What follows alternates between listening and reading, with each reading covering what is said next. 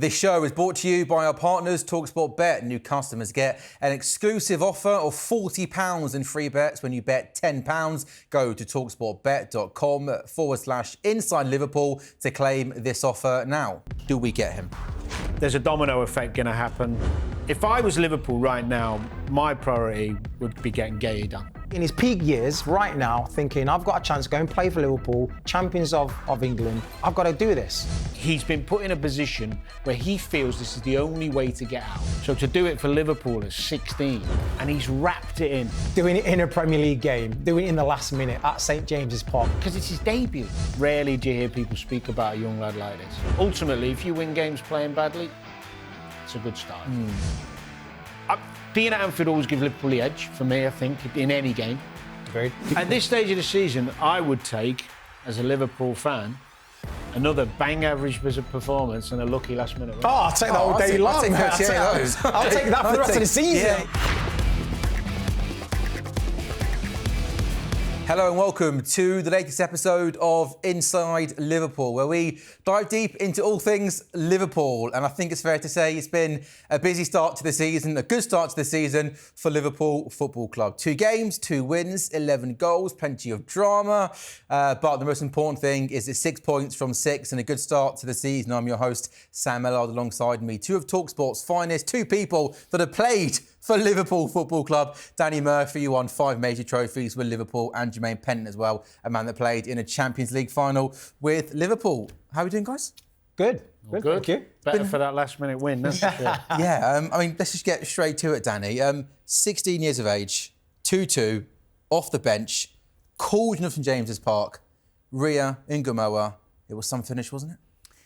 Well, I mean, I can only relate it to my experiences, and Jermaine will obviously know better than I, playing at a big club at a younger age. But I got in the first team at 16, but it was in the old Fort, so be League 2 now. And I did all right, don't get me wrong, scored a couple of goals, but even then that pressure felt big.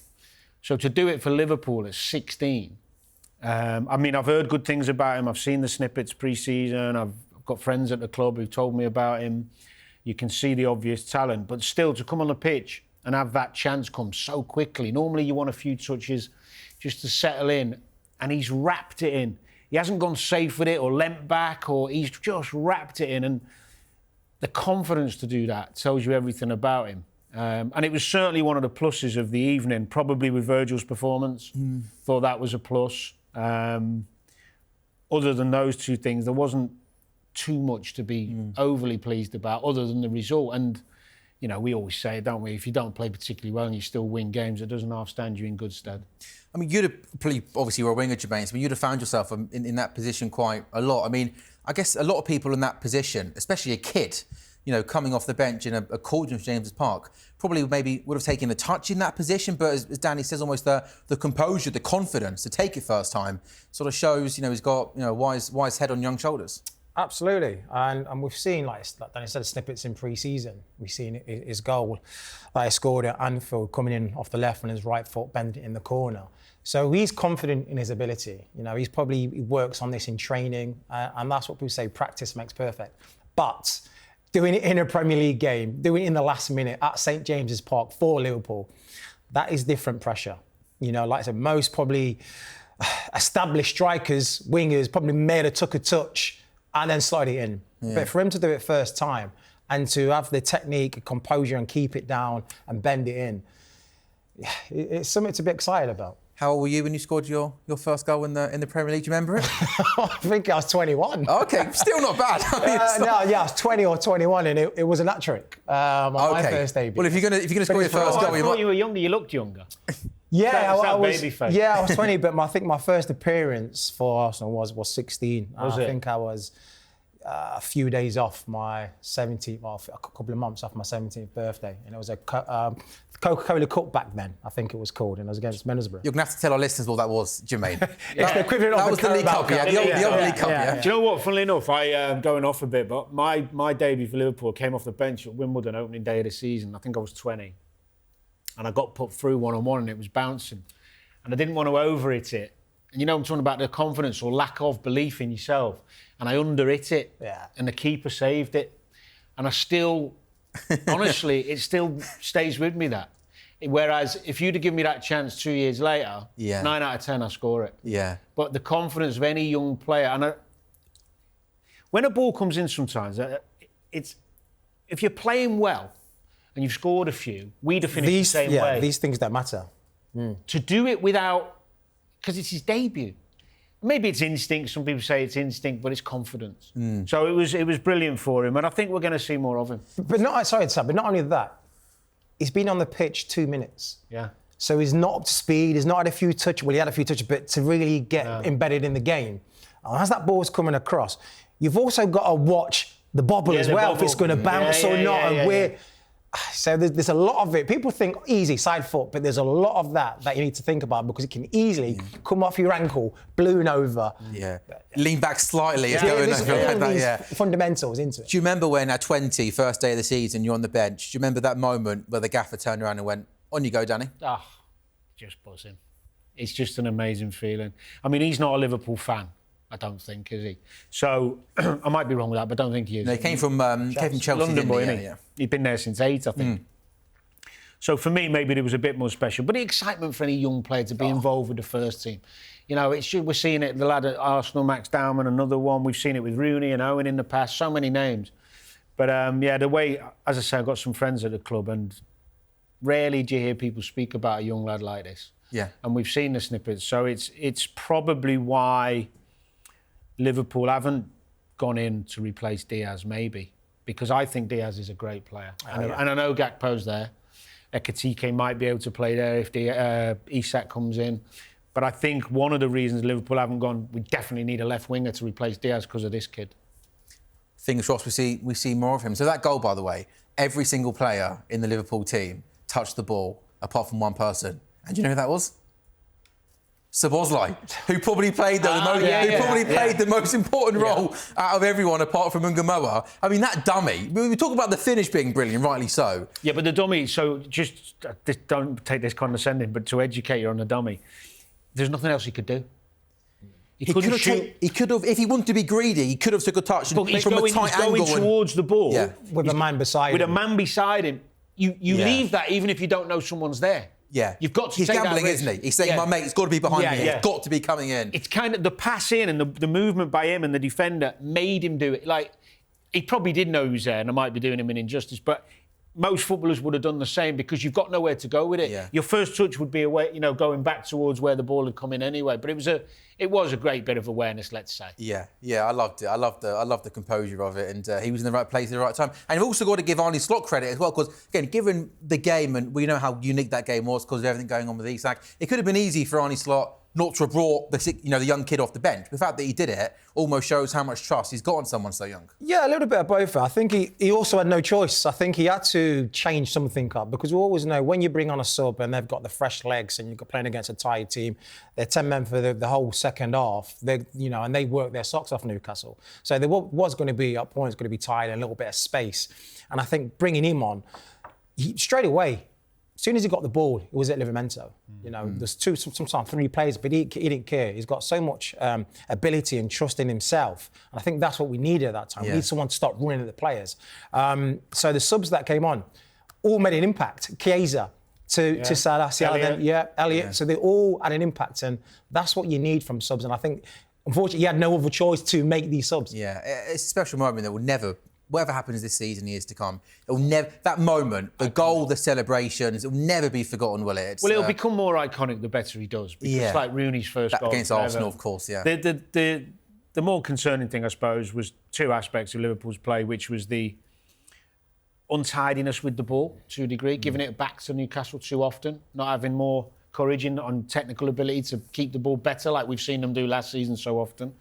And I think the other thing, which Arne Slot talked about before the game, and obviously knew after the final, the League Cup final, the duels, because the long balls, the second balls, all those things, which Newcastle, by the way, every right to do, because they have success in the final doing it against Liverpool. That Liverpool was second best for a lot of that.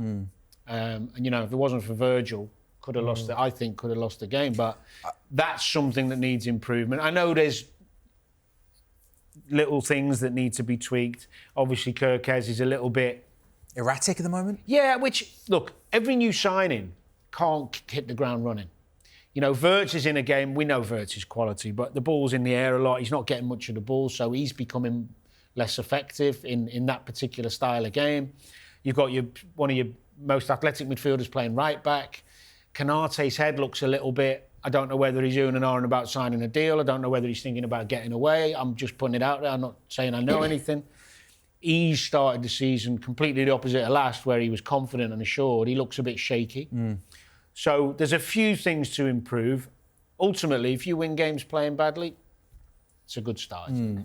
Possibly one thing, because I think, you know, Jamie Carragher after the game on Monday Night Football said it's one of the worst performances you'll see from a winning side. Perhaps something that will help the team, Jermaine, is if we can finally get McAllister and Gravenberch in the same team. The last time they were on the pitch together was the game that we won the Premier League towards the end of last season where we beat Spurs. So it's been a long time since they've both been playing together. And I wonder them two in the same team, hopefully home to Arsenal, will just allow us a little bit more control perhaps? It'll give us so much stability. I think McAllister is he's not an unsung hero. I think we know how invaluable he is to the team.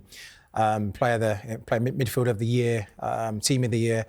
I think with those two playing again, Gravenberch, we've seen how important he is by coming back already.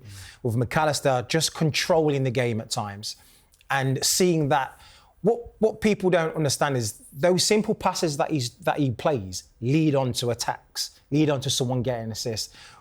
Curtis Jones, love the lad, great player, but he hasn't got that IQ that McAllister's got. He holds onto the ball a little bit too much, a little bit too long, and kills the opportunity of an attack appearing. So someone like McAllister back in there, those little tidy passes around the corners, like you see for a goal against Bournemouth. Jones ain't really playing that pass. Only people like McAllister's can get those passing, and Wirtz can see their passes straight away. So having him back against Arsenal is going to be absolutely massive. And then it'll be interesting as well, Danny, to see how he shapes up the rest of the team, because on Monday Night Football, Jamie Carragher said that he thought that if it was to try and trust in midfield three of McAllister, Gravenberch and Szoboszlai, he obviously wasn't sure he was playing a right back at that point. Jamie Carragher thought that it could have meant Ekitike didn't play on Monday night. So do you think for the game on Sunday, if we do get McAllister, Gravenberch and Szoboszlai as the midfield three and Bradley comes in a right back, which attacker misses out?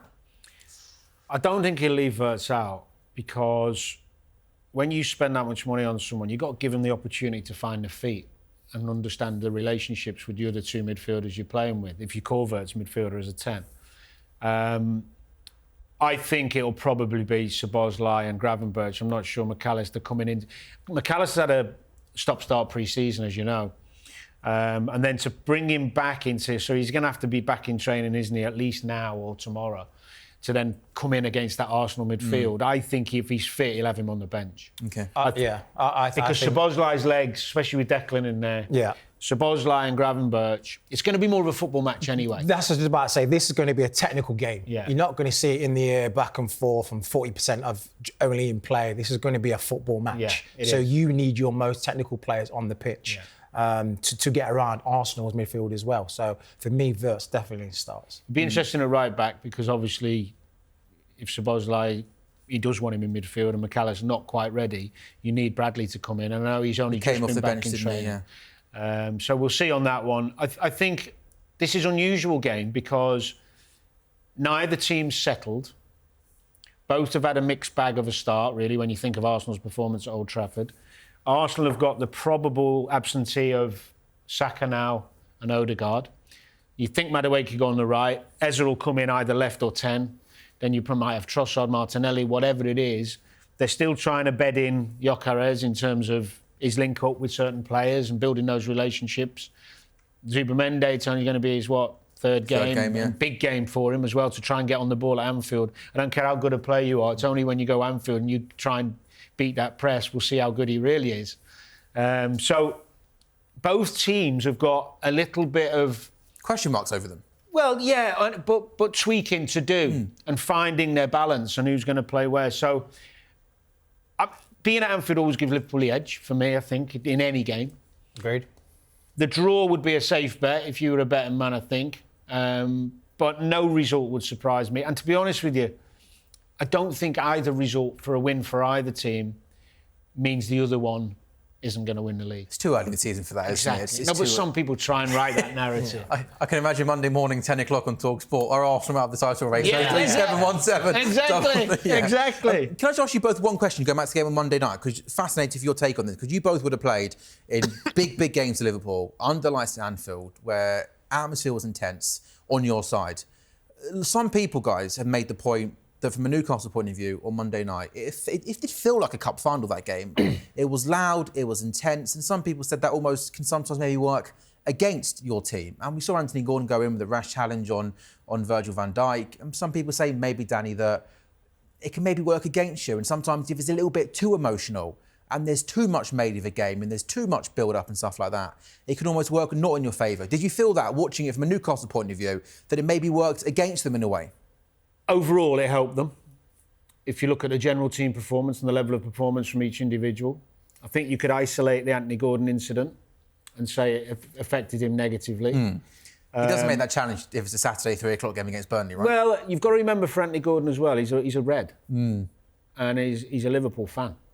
So he always has a bit of extra fire in his belly when he plays against Liverpool. So that's up to him to control that. So whether the crowd or himself has created that moment of madness, we'll never know.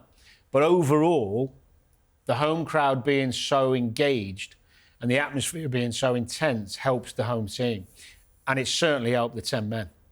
They were galvanised. You know, they were galvanised. So I think very, very rarely that atmosphere is a hindrance for the home support. Sure. Yes, of course, you might get one player who does something stupid and the crowd have got to him.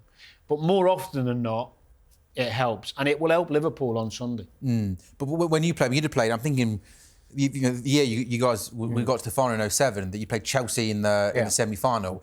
I mean, when you're going out there and, you know, it is so loud, it is intense, do you almost take it in before the game starts? But then when that whistle goes, are you almost in the zone? It's game mode. You do run more, don't you? Yeah, no, you do. It gives you this little energy boost. The adrenaline goes up. When you're hearing the crowd screaming, shouting, singing, and every challenge is every pass is a clap.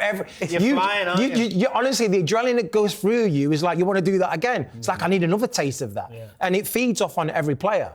But you also, the build up to it, you feel the intense when you arrive at the stadium, when the fans are clapping you, when you're coming in on the coach, and you're getting off, the build up, when you go out on the pitch, just, you know, to have a look around and you hear the buzz.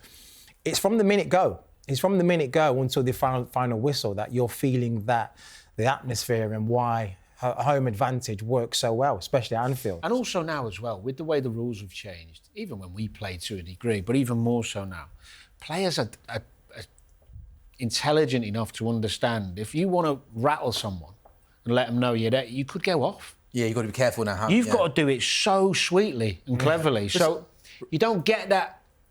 I don't think we see as many red cards now for horrendous tackles. Because players are so aware that it's not a risk worth taking. Yeah. Even the Anthony Gordon one was a surprise. You know, we saw him sprinting over and I thought he'll get there and then... Shoulder barge maybe or something whatever, like that, yeah. So I don't think it's as problematic as maybe you think.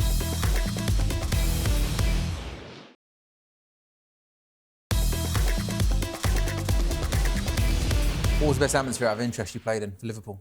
Was there one night that stands out for you where you were like, goodness me, that was insane, goosebumps? There was loads, but probably the most amazing one was when Gerard Houllier had been ill and he'd had the heart attack. He came back too early, by the way, and we didn't know till the day. The night we played Roma in a Champions League game, and we had to win 2-0, but we had to win by 2 clear goals to get out of the group. And he turned up just before the game, and the crowd, honestly, the first 20 minutes, it was unbelievable. We went after them, like you were saying, all those things you just said. Everyone went bam. And we did. We beat them 2-0. Yeah. But I think the crowd, honestly, they had a good Because him being there was they had the extra they had boost. Totti and all that then. They were It was a good side. team, yeah. And they couldn't get hold of the ball. We were just on them, but it was the crowd. But that was probably, maybe because of the sentiment involved as well. But there was loads. But that one sticks in my mind. That sticks out for you, yeah.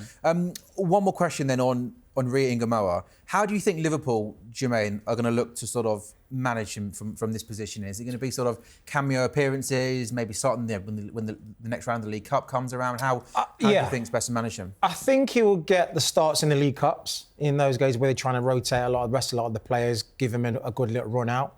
But I'm going to expect to see him now make little cameo appearances off the bench if the game's comfortable. Because I think if you now then leave him and put him back with the reserves, it kind of halts your development. And that's what kind of happened with me at Arsenal. I was in the first team, playing with the first team football, but I was also then with the academy. I was training and playing games in the academy. It kind of halts your progression. He's good enough now. He's showing that. He's good enough to play and hold his own against adults, against the grown men and the size and the power. So you want him to play as many games and be involved as much as possible, so then his progression just continually climbs. He's not going to play well against kids. It's going to be too easy for him. But you'd be playing for Arsenal at Highbury in the Premier League on a Saturday, and then Monday you're back training with the academy. Yeah. Yeah. That wouldn't happen now as much, would it? It'd be quite unlikely. Almost once you're with the first team, you imagine you're with the first team, right? Training-wise, I think. Yeah. I mean, Arteta put Ranieri in, didn't he? One season when he was really like... He was even younger than Dalman. Against Brentford. Yeah. And then he was pulled away. But I tend to agree with that. If you're going to bring them in to the fold, they might not be on the bench every week, but training-wise, you feel part of it. Yeah. Do you know what I mean? It depends on who the individual is and how much motivation they need. Everyone's different, but I tend to agree with what you said. Yeah. Virgil van Dijk, not that we need too much more evidence to sort of show how good he is, but he made more clearances and won more aerial duels than any other player in the Premier League across the opening 2 game weeks. I thought arguably Monday night, boys, that was one of his best performances. He was an absolute colossal. Well, he was, but it suits him, doesn't it? He should be. He's 6'4", brilliant in the air, strong as an ox. So if you're going to whack balls long and throw long throw-ins in and put every set play in the box, you're going to get the best out of Virgil van Dijk. Now, why Virgil's so great is because when it's a football match, he's good at, the IQ, he's good at dropping off, nipping in. He can do it all.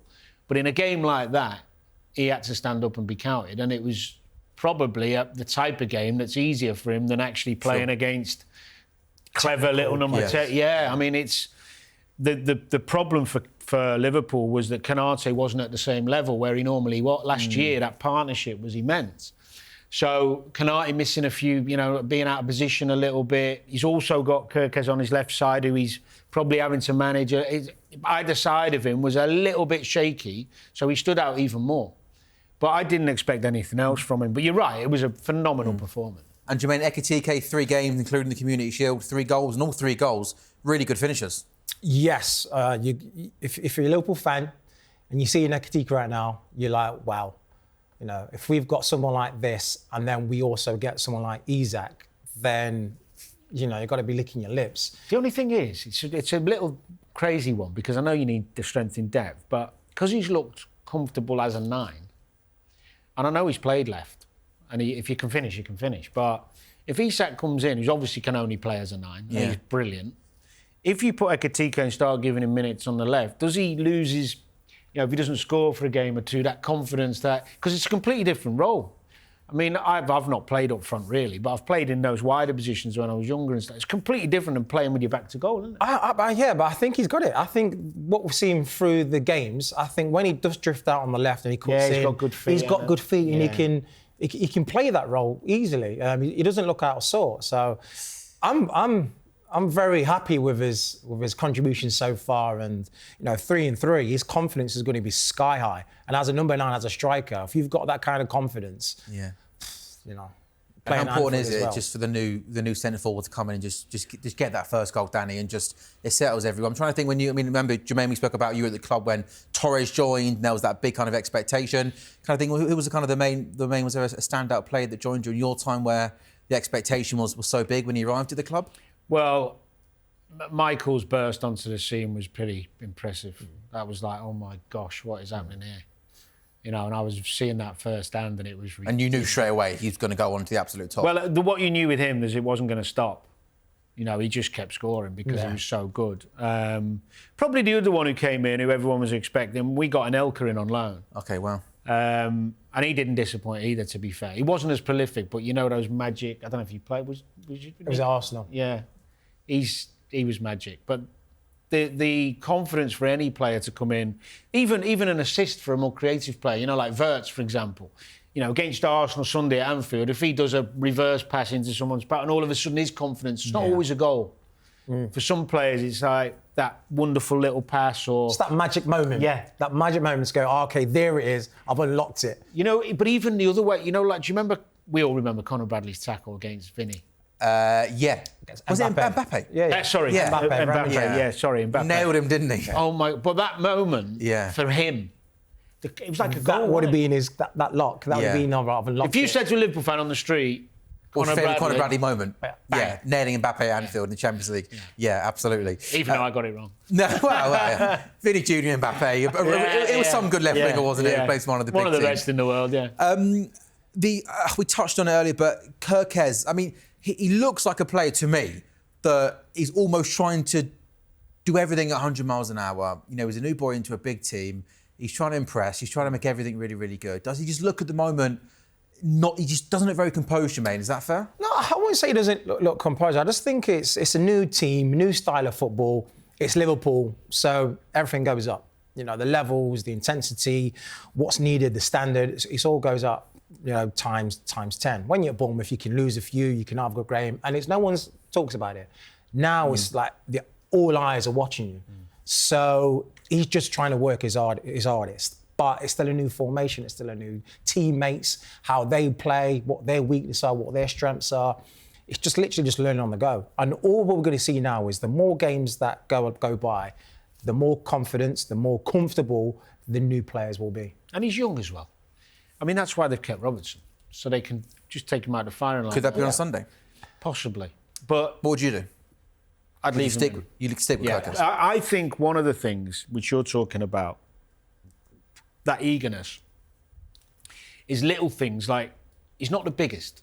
Because he's so keen to impress, sometimes he's going to jump for headers against players he's not going to win headers against. Exactly. So against Semenyo, the Bournemouth game, once you realise you're not out jumping him, just drop. When the ball's in the air, pretend you're going to go and drop off 10 yards. And he'll flick it to you. He can't bring it down on his chest when it's up there. He's still trying to jump with him. And he's flicking it in the space. And that's just wisdom and know-how. Because he doesn't want to be seen not to engage in. And sometimes if your positional play is off, the wide man might drop in and get it. And you think, oh, I've got to go and get him. But you're too late. Don't stay where you are. Stay where you are. He's not going to score from there. It's all right. Relax. It's not so much with... I think with the ball, he's quite comfortable. The goal against Newcastle was probably what triggered Carra's thoughts as well, because he's turned his back on it and tried to usher him out and not really got himself... He's not got himself in a good position. And that's probably one little area where he needs to... Because he's so forward-thinking. You know, at Bournemouth, when I saw him live a couple of times, I did a few home games for Bournemouth, just kept seeing this... Gone. Which is great for Liverpool, because more often than not, they're dominating teams. And he's a great crosser of the ball.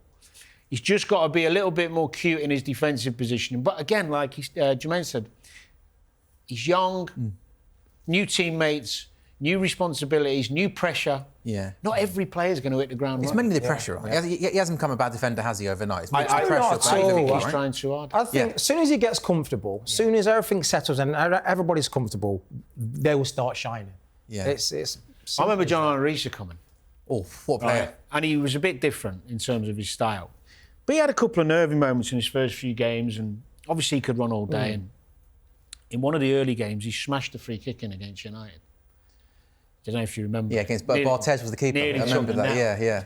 And then all of a sudden, I'm not saying Kirk is going to do the same as Risa, because Risa had a hammer, but he just felt part of it. All of a sudden, then he's popping people, he's getting on the... You need a moment. Yeah. That is how simple, you know, footballers are. As soon as we have this moment, everything all the pressure and all the weight just vanishes. Like a striker, first goal. Kirkez, if he gets one of his assists, you'll see a different. With Wirtz, if he scores or he gets a nice little moment, things change. It's all about that confidence and that those moments that Danny's been saying. Were you on the pitch when Risa scored that free kick? I'm surprised you even let him take the free kick, given your record against United with free kicks. He was a bit far out. It was far out. And it was indirect. Danny didn't have the power. Yeah, because it was laid off, wasn't it? No, but I mean, I can't go onto social media without seeing a Danny Murphy whip free kick in at Old Trafford. It was too far for me, and it was indirect. I think Stevie was thinking about it. But the angle from the right was to the left footer, wasn't it, to kind of come onto it? I mean, it was a great strike. The keeper wasn't very good on it, but anyway, sorry. Oh, to be fair, was it Bartes? I think it was, yeah. Oh, I'm not sure you can blame the keeper for that, can you? He's top bins. Reece scored. He had a wonder of a left foot, didn't he? Yeah. He scored a lot of rockets, yeah.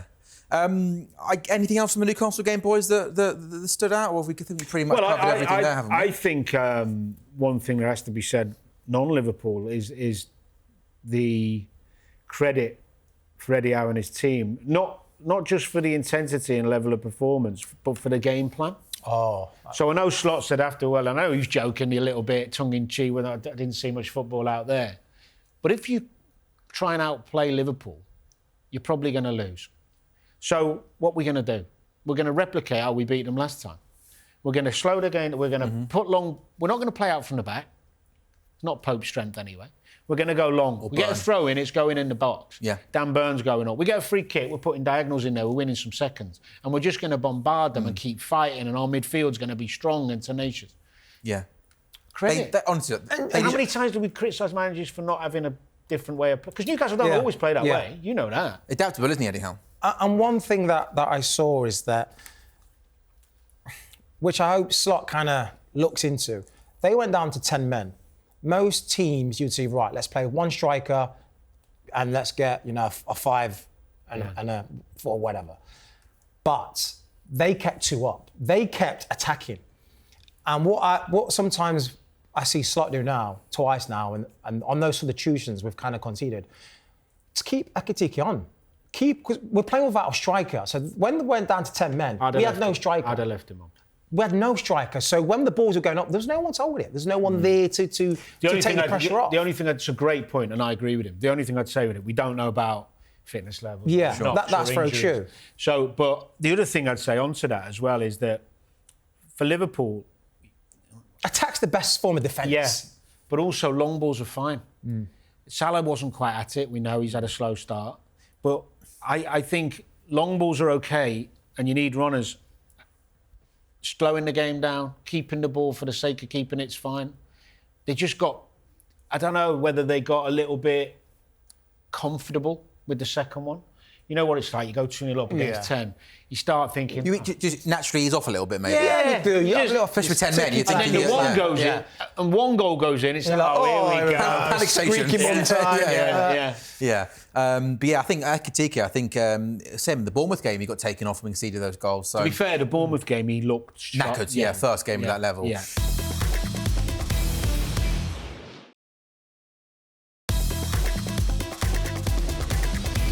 So we're recording this on a Wednesday afternoon, and we know it's a busy few days because we've got the Arsenal game on Sunday, massive game, but also on Monday it is transfer deadline day. And Jermaine, talkSPORT like to bring in the big guns for transfer deadline day. So I think Mr.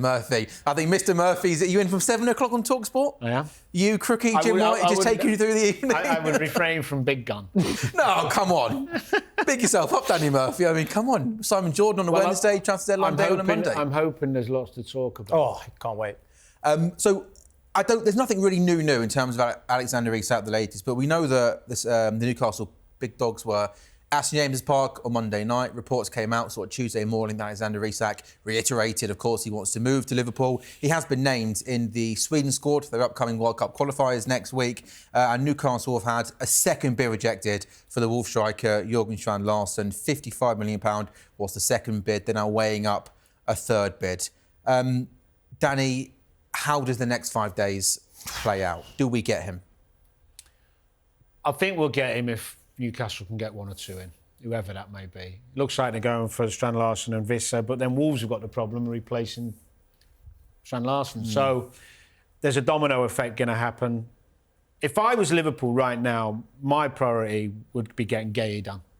Okay. Get that done, because irrelevant of what Canati decides to do or not do, what you've got with Guéhi is someone who knows the Prem, quick, strong, calm, good footballer, play with both feet. There's no risk.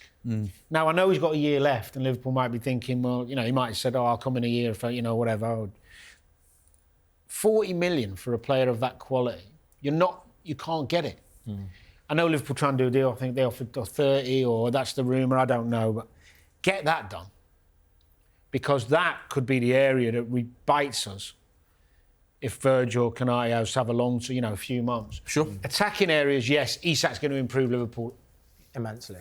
Nobody can deny that. And it gives Liverpool a better chance of winning the league.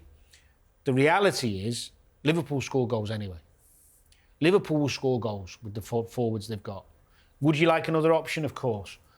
Defensively, I'd be sorting that out. And then if Isak happens, fine. If it doesn't, it doesn't. I wonder, what do you think? Because it does seem obvious. I know Leone's come in, but we spoke a lot on the show that we do feel a little bit short at centre-back.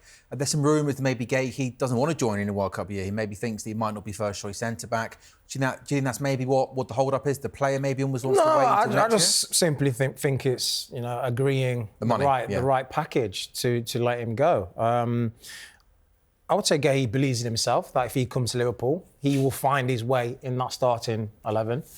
Well, it's Liverpool will play 60 games this season, so he's going to play 20, 30. There you go. Yeah, there's going to be definitely a lot of game time for him.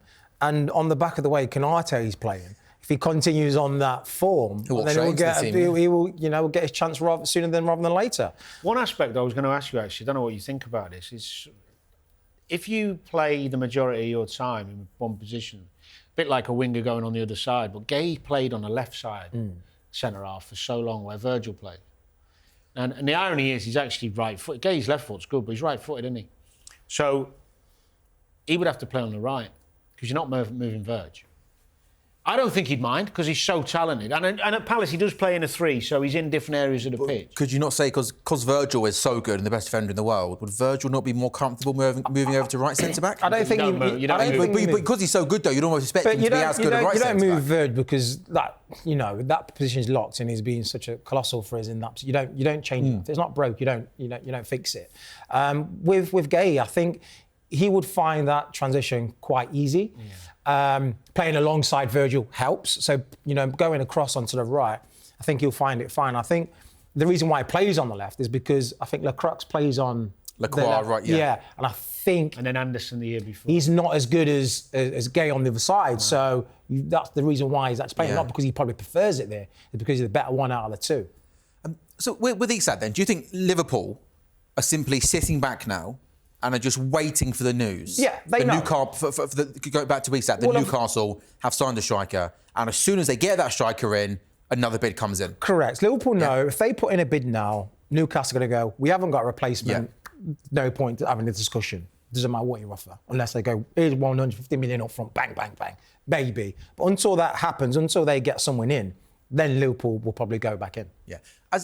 Obviously, from a Liverpool point of view, you both want Isak to play for Liverpool Club.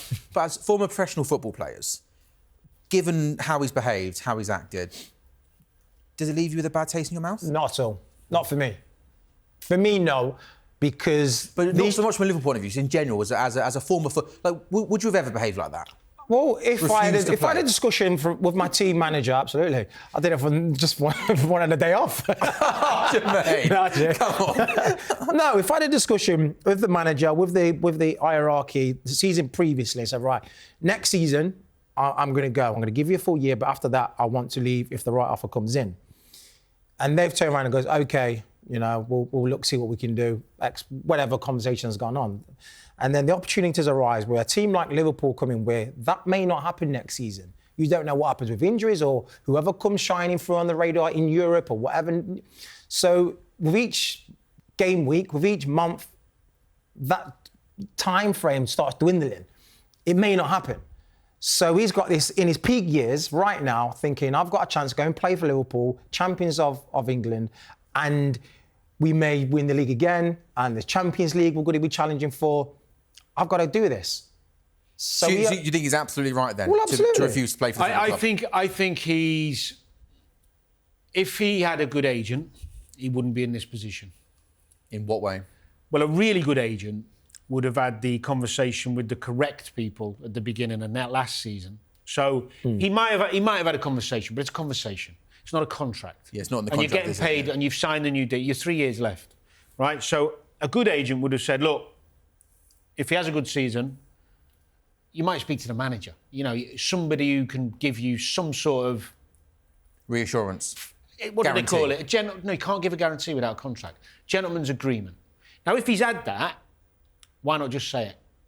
Why be half-hearted if you're Isak? Why not come out and say, the manager said, or the owner said, this, and this is why I'm angry, because they told me this. Sure. Say it. Take yourself out of the firing line and tell some truths. All right? I think it was a flippant conversation that maybe he's been rolled into something because he's under contract. The reality is he's worth what Newcastle think he is. So I think now he's been put in a position where he feels this is the only way to get out. Also remember, when you're in your 20s, you're being advised by your brother, your dad, your agent, your financial advisor, whoever it may be. You don't know necessarily the right way to deal with this. So he's been told at every part of this, right, if you do this, if you do that. What I think he should have done was when the season finished and he's gone to Newcastle and said, look, I really want to leave. You can say to the fans, look, I've had an amazing time. I want to play a bigger club. I want to win this. I want to do that. However you word it, you can be clever with your wording. And that's my wish. Just be honest, basically. Then, after you've put your wish out there, walk in the door, transfer request. Okay. How many players? You've got to put... Why isn't he putting a transfer request? The reason he hasn't, because Newcastle will owe him some money if they sell him, and the agent said, don't put in a transfer request. You're going to get bundles if you leave anyway. Put in a transfer request, say you want to leave with the right statement early in the summer. You've set, then if it doesn't... Obviously, then you're relying on Newcastle getting in players and all that, which he can't be a... Doesn't help they can't start anyone, doesn't it? No, and they've gone for some... That is... Almost everybody, haven't they? Yeah, but you've got to know that's their job, isn't it? No, of course. He can't really That's not his fault, yeah. I don't think saying I'm not going to train or play... I don't know if he has said that, because Newcastle haven't fined him. Maybe both parties think it's better he's not there. So people keep saying, he's on strike, he's refused to play. How do we know that? Has he been asked to play? So let's look at both aspects of this. The reality is, and I can only say now this with hindsight, because I've had not quite to this level, but similar situation. I never would refuse to play or train, because then I think you're leaving yourself not just wide open for criticism, you're leaving yourself in a position where you might lose fitness, lose rhythm. Sure.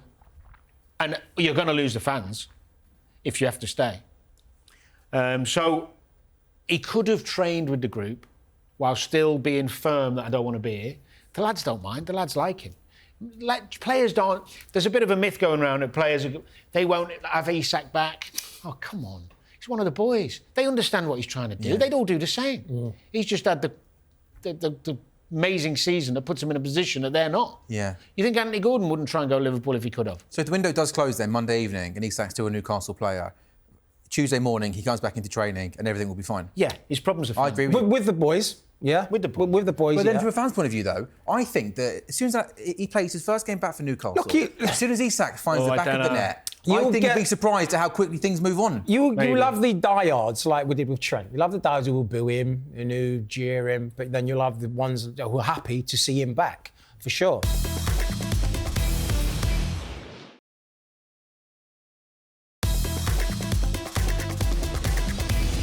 The fans won't have the same love and respect for him, but the Newcastle fans that pay their money to watch their team will want their team, obviously, to win football matches. And if Isak's leading the line, he wants to be there and start scoring goals for the club, he'd have to score quickly. You'd be surprised at how things get forgotten about. Football's fickle. We know it's a fickle game. We've seen it. But I don't think we need to worry about the fans. I think you need to worry about where his head will be at. Yeah, that's true.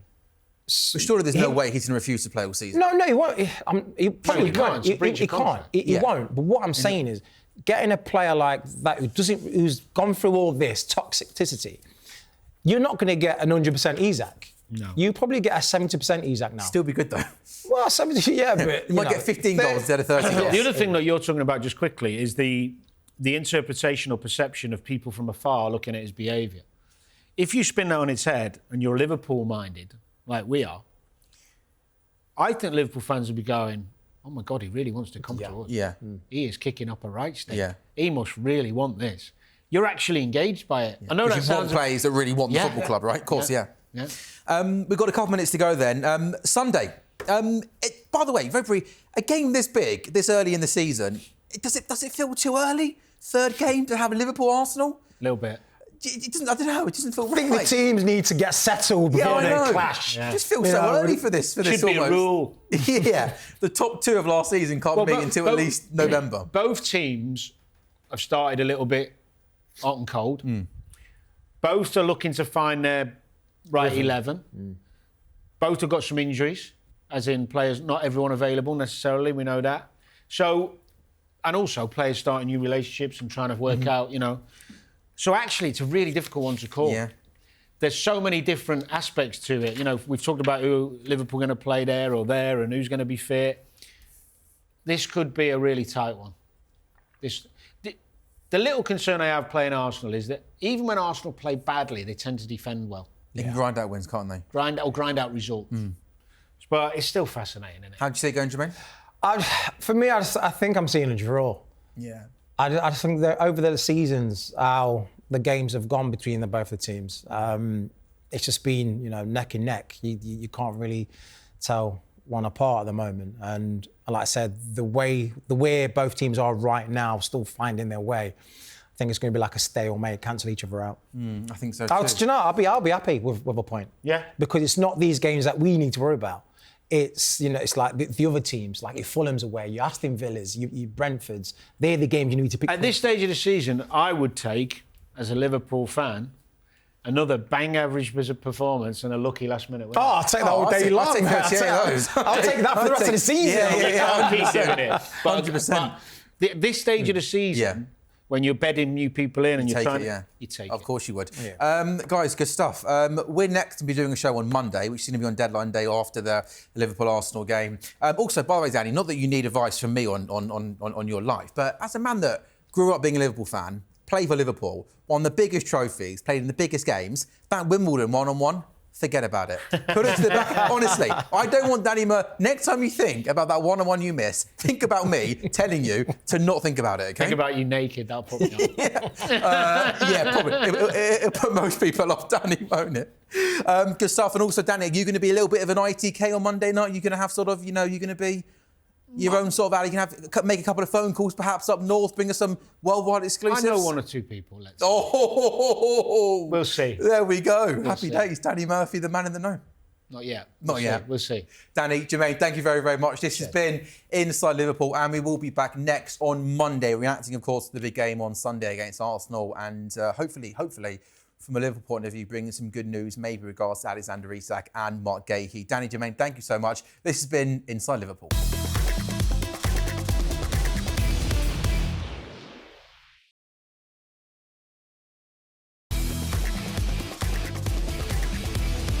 You seem to have been running around upsetting people, Spencer, you treacherous little hound. Boom! Like that. That's where he was getting stuck.